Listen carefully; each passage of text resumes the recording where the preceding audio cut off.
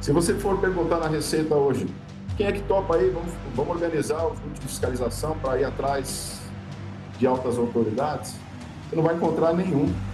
É menos arriscado fiscalizar membros do PCC do que altas autoridades.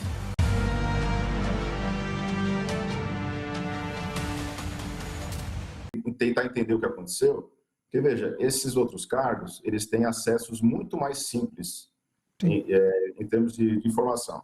Né? Uhum. Esse que está mais, eu tenho acompanhado pela imprensa, que é do Rio de Janeiro, que é uma pessoa do SERPRO, que trabalha no atendimento, certo?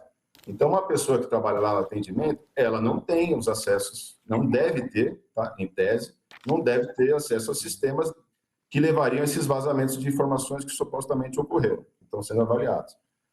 Lembra que lá em 2010 aconteceu com a filha do José Serra. Era também um funcionário do SERPRO que estava lá imprimindo declaração de imposto de renda.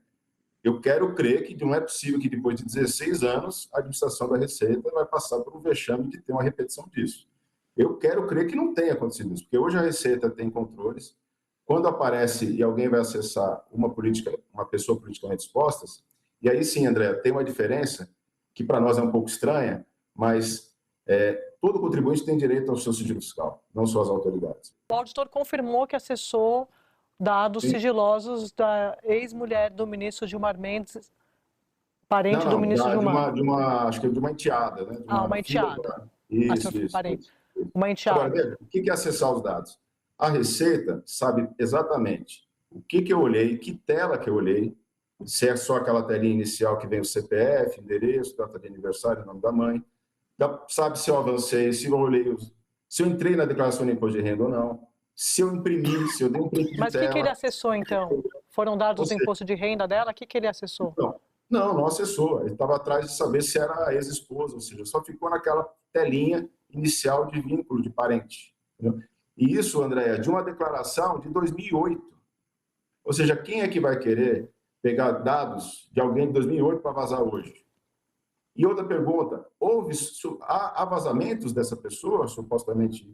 Não. Ou seja, não tem absolutamente nada a ver com os fatos que estariam sendo investigados. A razão de ser desse movimento todo, o que foram? As informações que a imprensa trouxe. O contrato de 129 milhões. Aí eu pergunto para vocês, desde quando a Receita ia arquivar esse documento, esse contrato? Aí as empresas entregam para a Receita um contrato, quando fazem contrato de advocacia com o seu cliente? Não. Isso não é um documento que estaria com a Receita.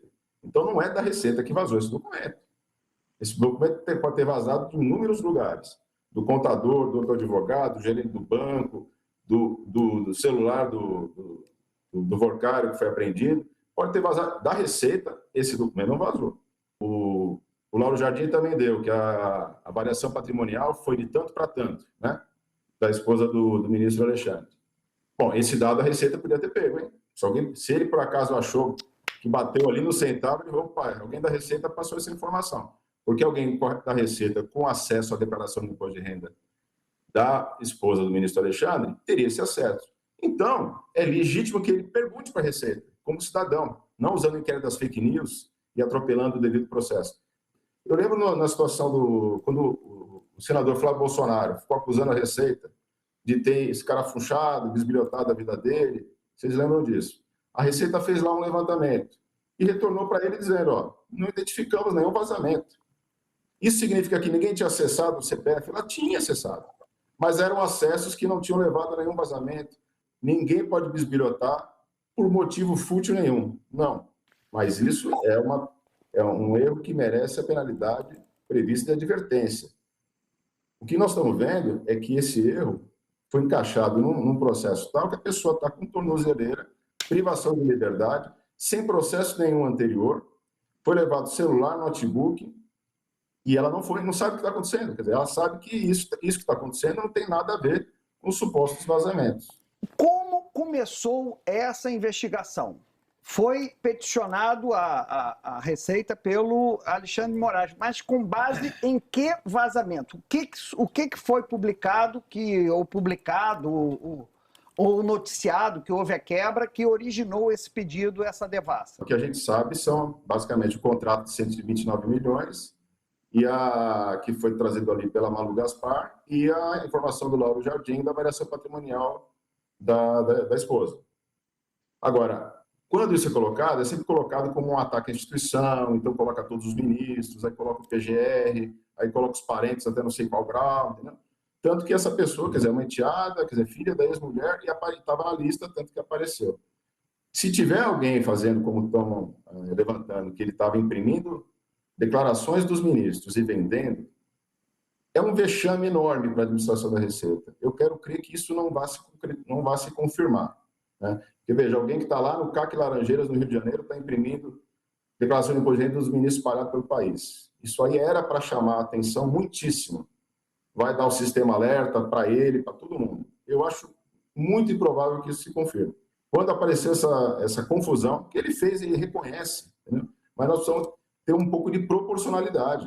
Quer dizer, ele sabia que, ao confessar isso, a Corregedoria vai abrir um PAD, ele vai lá ser ouvido e ele vai ser penalizado, conforme diz o manual. Ele vai levar uma advertência. É isso que ele esperava, e não receber a Polícia Federal às 6 horas da manhã, né, fazendo mandado de busca na sua casa e botando uma tornozeleira. Privação de liberdade é algo que precisaria ser motivado. Então, enfim, já cansamos de falar dos inquéritos das fake news, da falta de respeito ao devido processo legal, e a gente está muitíssimo preocupado que isso tenha acontecido novamente. Esse tipo de medida, ela busca humilhar, ela busca constranger e busca amedrontar. E o pior é que dá certo. Se você for perguntar na Receita hoje, quem é que topa aí? Vamos organizar os grupos de fiscalização para ir atrás de altas autoridades? Você não vai encontrar nenhum. É menos arriscado fiscalizar membros do PCC do que altas autoridades da República hoje. Me preocupa que a Receita tenha, em tão pouco tempo, ao invés de apurar isso, porque a Receita, na nota que ela soltou, ela falou preliminarmente, ou seja, preliminarmente é sem conclusão. E preliminarmente, sem conclusão, o auditor fiscal está com uma tornozeleira eletrônica na perna, né? Então, assim, me preocupa que a Receita tenha entregue essas cabeças aí ao PGR e ao STF, sem primeiro fazer todas essas apurações para saber se tem algum... Afinal, alguém olhou o DPF da Viviane Barsi? Se olhou, quem é? Isso dá para ver claramente. Agora, a pessoa pode ter acessado o CPF de um parente de terceiro grau de sei lá quem que não está na história. E essa pessoa pode ser um dos 4. A gente não tem informação. E esse é outro problema. Assim como aconteceu em 2019, a tendência é escorrer em sigilo. E ninguém vai ficar sabendo, nem a imprensa. Por isso que eu peço à imprensa que tente acompanhar o mais de perto isso, né? Para que haja as apurações e os inocentes sejam liberados e os culpados sejam punidos conforme, proporcionalmente ao mal que fizeram. Em 2019 foi bem isso. O ministro Alexandre falava como se fosse tudo fato. Crimes gravíssimos, vazamentos criminosos, escreveu isso aí nas decisões.